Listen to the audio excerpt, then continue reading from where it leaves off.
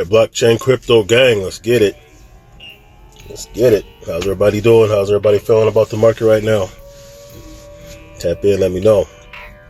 As for me, of course, I'm still on these dips, man. I'm still buying the dips. I'm still doing my thing, still hollering, still, not necessarily waiting for the pump. I'm just getting in position because I know the pump is inevitable. I know that we're going to see, the $150,000, $100,000 Bitcoin at some point during this bull cycle. And when we see that, we're also going to see a lot of other coins skyrocket. Some of the meme coins are going to explode as they have been. Some of the other altcoins are going to definitely be riding the coattail of Bitcoin. So because of that, we're still getting in position. We're still hodling. We're still stacking. We're still buying dips. Still dollar cost averaging. Still doing all that. But anyway, let's get to this real quick. This is from the Daily Hodl. PayPal's PYUSD stablecoin set to expand to Solana blockchain. All right. So this says the payment giant. So this is from PayPal. So of course, PayPal made their crypto move years ago during the last bull cycle. They created their own stablecoin, and now they're saying they're expanding to Solana for the blockchain, which is very interesting. Seeing that Solana has had its problems. So like I remember when Solana had their last network failure, and they were saying like 70% of transactions were failing. And even during that time, I questioned if those failures were mostly retail or not. Because a lot of people know that Solana has a significant amount of institutional investment, institutional money in Solana. So I was wondering if those failed transactions were mostly retail, and maybe the institutions are still being able to get by. And I've also questioned, to me, I kind of fell back from the Solana for a little bit. I fell back from the meme coins. I turned my meme coins back into Sol. I didn't take any of the liquidity from any of the exchanges that I'm, providing liquidity for. I didn't unstake anything, but I just stopped kind of messing with the meme coins because, if you're going to try to chase pumps with meme coins on the Solana blockchain and it's not functioning when you need it to, then, it's just going to be a failing endeavor. But nevertheless, there still is quite a bit of confidence, at least from the payment giant PayPal, because they're saying that its stablecoin PayPal USD is expanding into the blockchain of smart contract platform Solana. In a new company press release, PayPal says that the dollar-pegged crypto asset, which launched August last year in collaboration with Paxos Trust Company, is now available on Solana, making it cheaper and faster for use. Of course, that is the attractive part about Solana. That's why people started pivoting.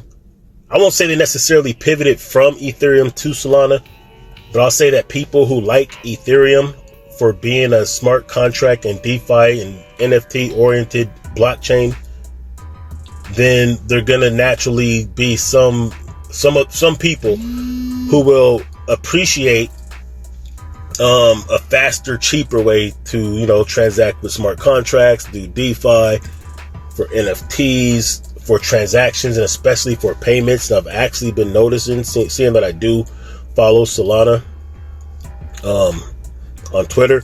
I noticed that there are some payment rails Solana is using. Like Solana payment as a payment system is kind of picking up because of its speed, because of the cheapness. If you're gonna go crypto with your payments and you can't use or don't use the Lightning Network with Bitcoin, Solana is one of those ones that you're gonna want to use.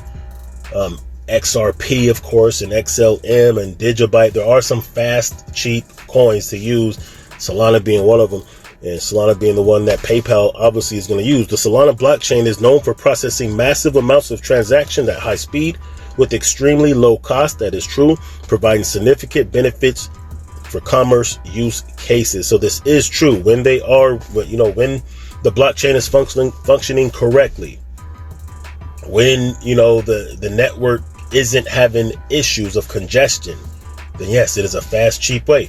Some of y'all know that I do play poker online on a site that is crypto friendly.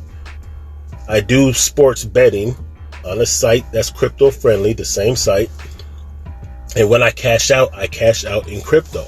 Like I just cashed out like a week or so ago in Solana because it's so fast. because it's so cheap, because I can then take that Solana and easily exchange it and convert some of it to other cryptos with very, very low network cost, it makes sense, right? So I'm not saying that I don't still use Solana. I still do hold Solana. And obviously PayPal is feeling the same way. As the most used blockchain, now this surprised me, for stablecoin transfers, according to data from blockchain analytics platform Artemis, Solana has emerged as the leading blockchain to run tokenized transactions and is ideal for PYUSD as it continues to be used for payment use cases. Did not know that was the case. They must have passed Tether for transactions. I don't even know how valid that is, but this is what they're claiming, at least on the Daily Huddle. So last month, PayPal rolled out a feature that would allow consumers to send remittance. This is important, in the form of PYSUSD in over 160 countries via Xoom, a money transfer service owned by PayPal. That is very interesting because some of these nations, like El Salvador, for instance, one of the catalysts that made them go the Bitcoin route, as far as it being legal tender, was for the remittance. Because now they could send Bitcoin via the Lightning Network back to El Salvador, and instead of getting eaten up by 30 or 40% fees, which you'd face with MoneyGram or maybe Western Union, now it's directly into the economy, and especially since now it's legal tender there. And like I've said this before El Salvador made Bitcoin legal tender, that remittance is a use case that, a lot of cryptos could be used for. XRP, of course, and it has been, but a lot of different cryptos, are good for remittance purposes. If you want to send money back and you don't want to use some of these centralized money changers with the big fees.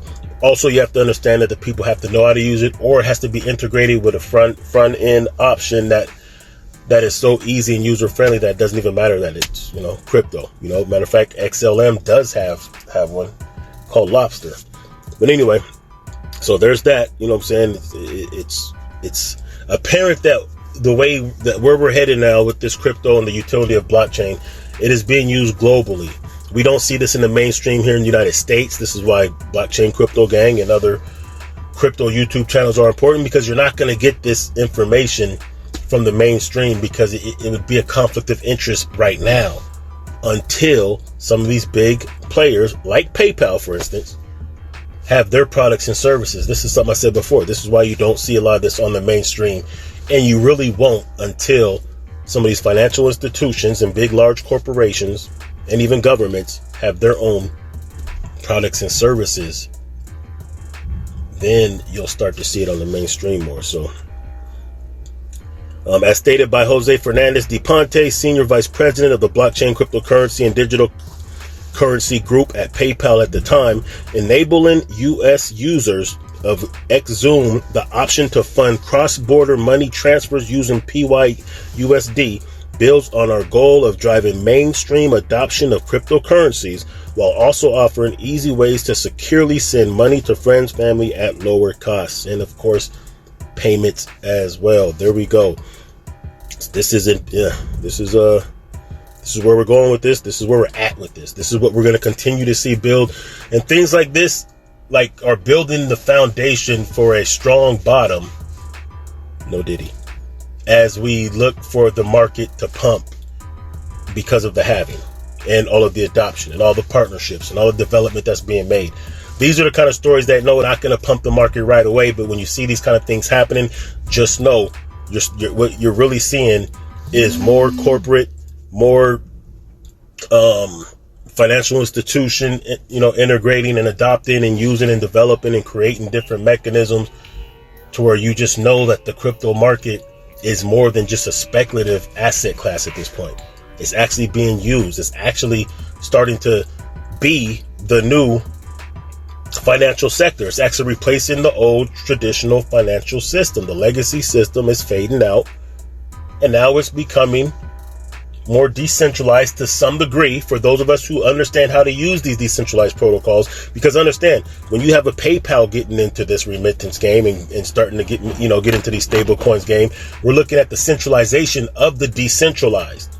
meaning that they're basically just trying to replace the legacy system with their own new quote unquote decentralized system. But if you don't know the difference, you'll still be in a centralized system that's going to require permission, going to require KYC. And if that's not your thing, this is why I say study Bitcoin first. Study that way you'll understand blockchain, you'll understand what true decentralization looks like.